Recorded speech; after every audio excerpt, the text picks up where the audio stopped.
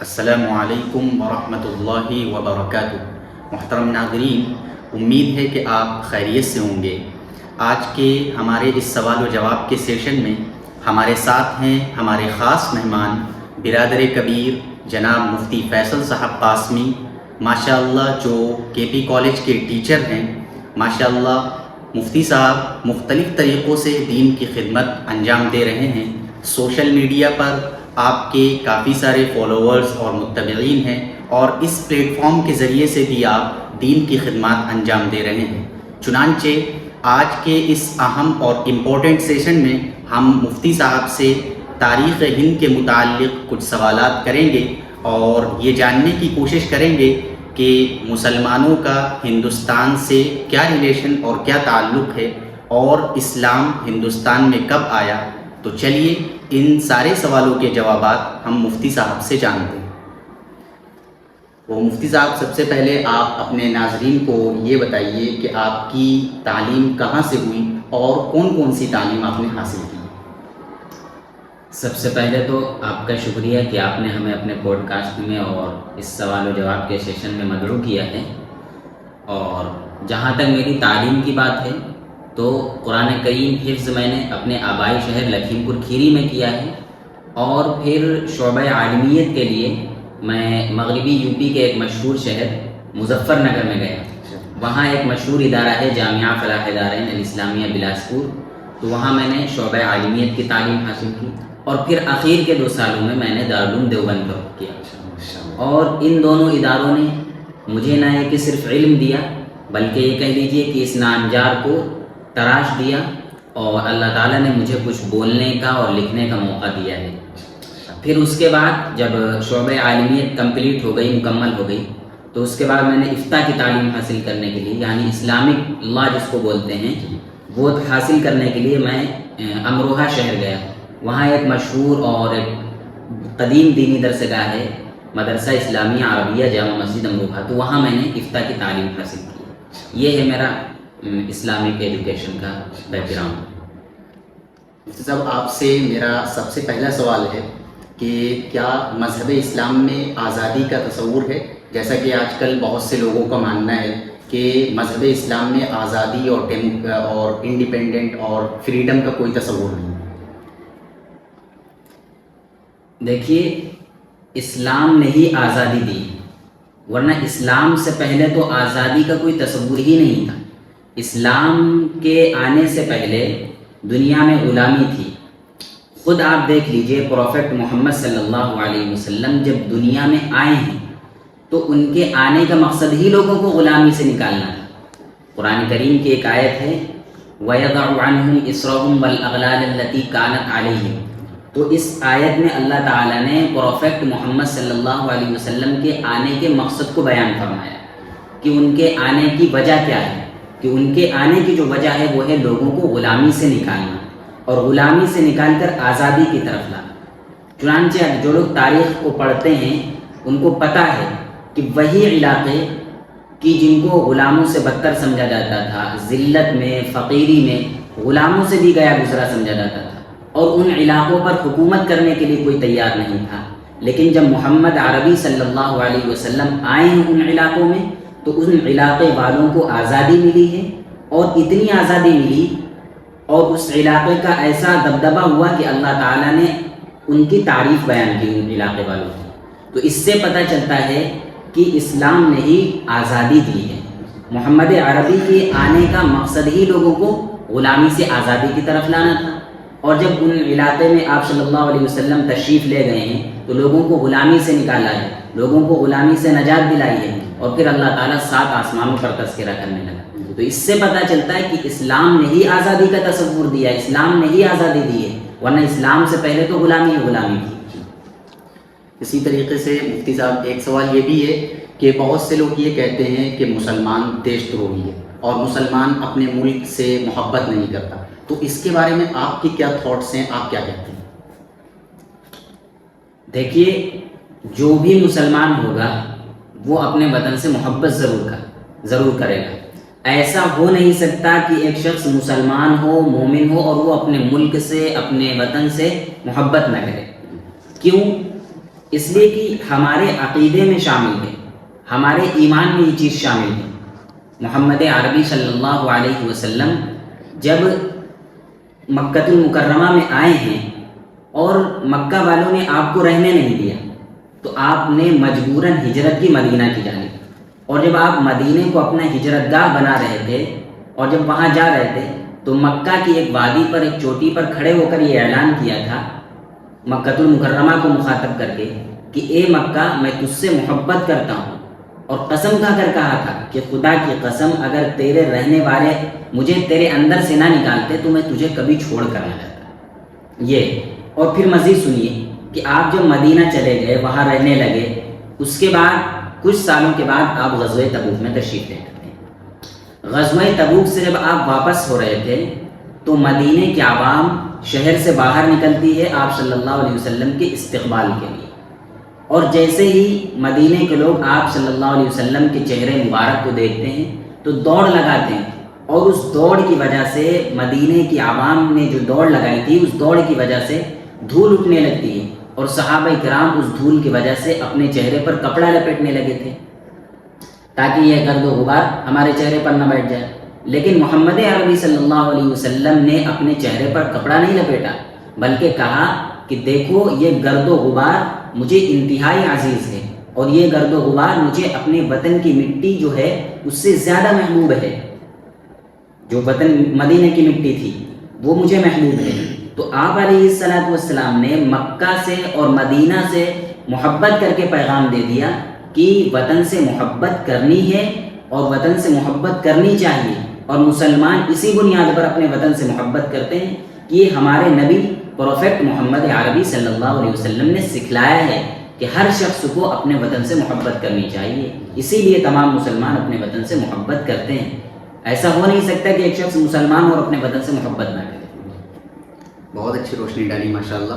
آج کا سب سے اہم سوال مفتی صاحب آپ سے یہ ہے کہ مسلمان اس دیش میں اور اس کنٹری میں کب آئے تھے، اور مسلمان جو ہیں بہت سے لوگوں کا ماننا ہے کہ مسلمان اس ملک میں باہر سے آئے ہیں، پہلے جو اس ملک میں لوگ تھے وہ ہندو تھے، تو آپ کے اس کے بارے میں کیا اوپینینز ہیں؟ دیکھیے، دنیا میں سب سے پہلے اسلام جس سرزمین پر آیا ہے تو وہ ہندوستان کے سرزمین، اور اس کے باقاعدہ دلیلیں ہیں۔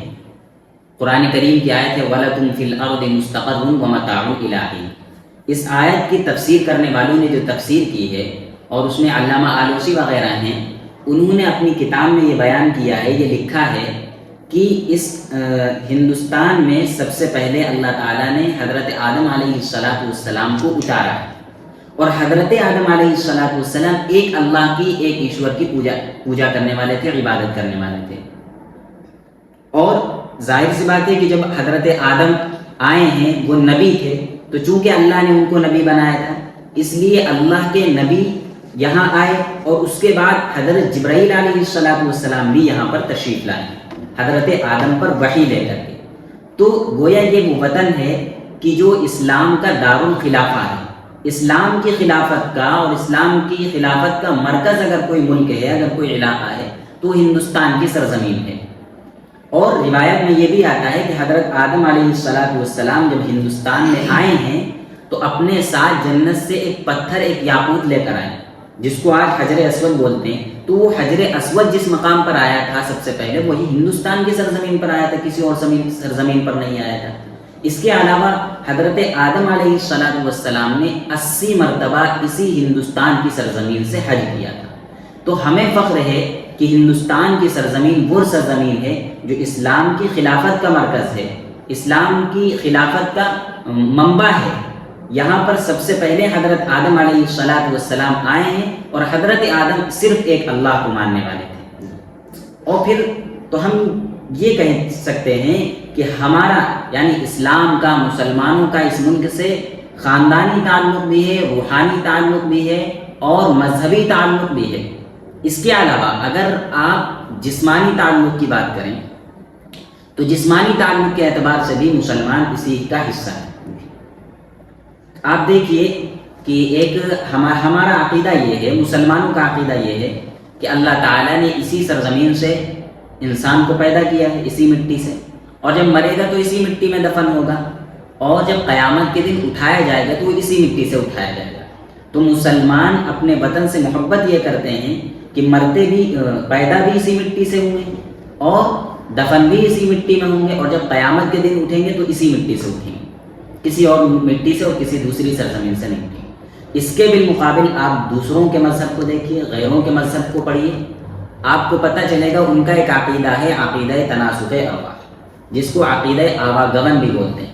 اس کا مطلب یہ ہے کہ ایک انسان جب دنیا میں آتا ہے، اب اگر اس نے اچھے کام کیے ہوتے ہیں، اس کے زندگی گزارنے کے کام اچھے ہوتے ہیں، پھر وہ مر جاتا ہے تو اس کی روح دوسرے جنم میں آ جاتی ہے، اور اگر وہ اس نے اچھے کام کیے ہوتے ہیں تو کسی اچھی چیز کی شکل میں آ جاتی ہے، وہ پنڈت بن جاتا ہے، وہ مقدس چیز بن جاتی ہے، اور اگر اس نے زندگی گزارنے کے کام اس کے اچھے نہیں ہوتے تو اس کی روح دوسرے جنم میں کسی غلیظ جانور کی شکل میں آ جاتی ہے، اور بسا اوقات اس کی روح بھٹکتی پھرتی رہتی ہے۔ تو اب آپ اندازہ لگائیے اور تصور کیجئے کہ ایک انسان ہندوستان کا رہنے والا ہے، اس کے کام اچھے تھے زندگی گزارنے کے، وہ نیک تھا، وہ مر گیا۔ اب جب اس کی روح دوبارہ کسی دوسرے جنم میں آئے گی تو ممکن ہے اس کی روح کسی دوسرے ملک میں چلی جائے، کسی تیسرے ملک میں چلی جائے، کسی چوتھے ملک میں چلی جائے، لیکن مسلمان جو پیدا ہوتا ہے وہ اسی مٹی سے پیدا ہوتا ہے اور اسی مٹی میں دفن ہوتا ہے، اور مرنے کے بعد اسی مٹی سے اٹھے گا بھی۔ جبکہ دوسروں کے یہاں ایسا نہیں ہے، ممکن ہے ان کی دوسری روح ان کے نظریے کے مطابق کسی دوسرے ملک میں چلی جائے، کہ تیسرے ملک میں چلی جائے۔ تو ہم یہ کہہ سکتے ہیں کہ ہمارا اس ملک سے جسمانی تعلق بھی ہے، روحانی تعلق بھی ہے، مذہبی تعلق بھی ہے۔ ہم باہر سے آ کر نہیں رہ رہے ہیں، مسلمان کرایہ دار بن کر نہیں جی رہا ہے، یا کسی کے احسان تلے نہیں جی رہا ہے۔ اور پھر ایک بات اور سنیے، اگر دوسرے علاقے سے آنے والے عالین یہاں کے باشندے بن سکتے ہیں تو پھر مسلمانوں کے وجود پر دلیل حضرات صحابہ کرام کی قبریں ہیں۔ حضرت آدم کے بیٹے ہیں حضرت شیس علیہ السلام، ان کی قبر آج بھی ایودھیا میں موجود ہے، جس کو آج رام کی نگری یا رام کی پیدائش کا مرکز کہا جاتا ہے، وہاں آج بھی حضرت شیس علیہ السلام کی قبر موجود ہے۔ اس کے علاوہ پنجاب میں، صوبہ پنجاب میں ایک علاقہ ہے سرہند، وہاں پر حضرات انبیاء کرام کی قبریں ہیں۔ تو یہ اس بات کی دلیلیں ہیں کہ مسلمانوں کا اس سرزمین سے، اس مٹی سے ہمیشہ کا تعلق ہے، اور ہم ہمیشہ اسی مٹی میں رہیں گے۔ ماشاءاللہ۔ اس کے بعد ہمارا سوال ہے مفتی صاحب کہ 15 اگست اور 26 جنوری ہندوستانی تاریخ میں اور انڈین ہسٹری میں اتنے اسپیشل اور اتنے خاص کیوں دن ہیں، اور ان دو دنوں کو اتنی اہمیت اور اتنی سگنیفیکنس کیوں دی جاتی ہے؟ ویسے تو یہ 15 اگست اور 26 جنوری کے بارے میں عام طور پر لوگ جانتے ہی ہیں، لیکن آپ نے چونکہ پوچھا ہے تو میں بتائے دے رہا ہوں کہ 15 اگست کی تاریخ میں ہمارا ملک انگریزوں کی غلامی سے آزاد ہوا تھا، 15 اگست کی تاریخ میں۔ اور یہ آزادی، یہ جو تحریک کی تقریباً 200 سالہ کی جد و جہد کے نتیجے میں ہمارا ملک 15 اگست کو آزاد ہو گیا۔ جہاں تک 26 جنوری کی بات ہے تو 26 جنوری میں ہمارے ملک کا ایک قانون یعنی کانسٹیٹیوشن اور ایک سمویدھان لاگو کیا گیا تھا، نافذ کیا گیا تھا، کیونکہ جب دیش آزاد ہو گیا تھا، لیکن دیش تو آزاد ہو گیا تھا لیکن ابھی یہاں کی جو عدالتیں تھیں وہ برطانیہ کے قانون کے مطابق ہی فیصلہ کرتی تھیں۔ 1935 میں برطانیہ میں جو قانون لاگو ہوا تھا اسی کے مطابق یہاں کی عدالتیں فیصلہ کرتی تھی، یہاں کی چوپالیں وجود میں آتی تھیں۔ اس لیے یہ دیکھتے ہوئے کہ جب یہ دیش آزاد ہوگا تو اس دیش کو ایک آزاد سمویدھان چاہیے، ایک ایسا سمویدھان جہاں ملک میں رہنے والے سبھی مذاہب کے ماننے والوں کے حقوق کو جگہ دی جائے۔ تو اس کے لیے ڈاکٹر بھیم راؤ امبیڈکر اور مولانا ابوالکلام آزاد اور اس کے علاوہ بہت سے اکابر بزرگان دین تھے جو بیٹھے اس کو بنانے کے لیے، اور 3 سال لگے اس کو بنانے میں۔